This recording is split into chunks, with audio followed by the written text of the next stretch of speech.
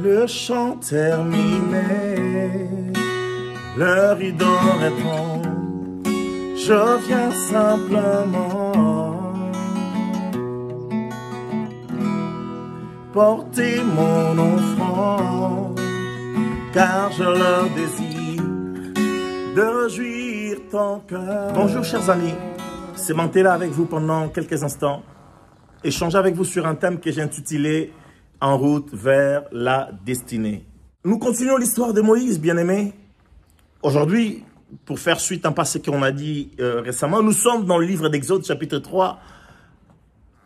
L'autre caractéristique, l'autre élément qui peut nous aider à aller vers notre destinée, c'est savoir être curieux. C'est laisser attirer par les signes ou par des signaux que Dieu pose sur notre chemin. Dieu va apparaître à Moïse dans un buisson. Quoi de plus naturel que le buisson? Et vous remarquerez que c'est un buisson qui était là depuis des lustres. Et que peut-être Moïse est déjà passé par là plusieurs fois, il n'a rien remarqué. Mais ce jour-là, le buisson était en feu. Il aurait pu continuer son chemin en disant, oh ben c'est peut-être la chaleur du désert. C'est peut-être, voilà, il y a eu une foudre, puis bon, je continue mon chemin. Mais la Bible dit, il a remarqué que le buisson brûlait, mais ne se consumait pas. Vous savez, Dieu place des signaux sur notre chemin après que nous ayons découvert qui nous sommes ou ce que nous avons surtout.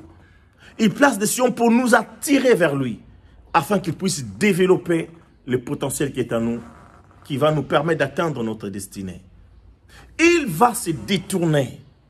Bien-aimés, chers amis, apprenons parfois à nous détourner de nos occupations quotidiennes.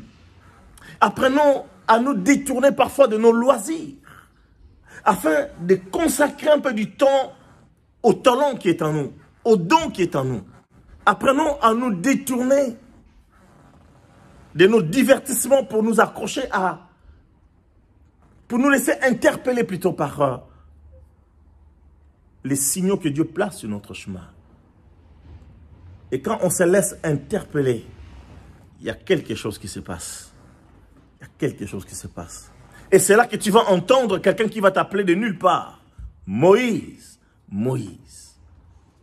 Quand on se laisse interpeller, on découvre certaines choses. On découvre certaines choses sur nous-mêmes. On découvre des choses sur ceux qui nous entourent. Et on découvre des choses sur celui qui est là-haut. Bien-aimé, c'est le deuxième pas vers notre destinée. C'est laisser interpeller, c'est laisser attirer, c'est détourner de nos occupations, de nos distractions, de nos divertissements pour aller voir ces signaux que Dieu a placés sur notre chemin. Dieu vous bénisse.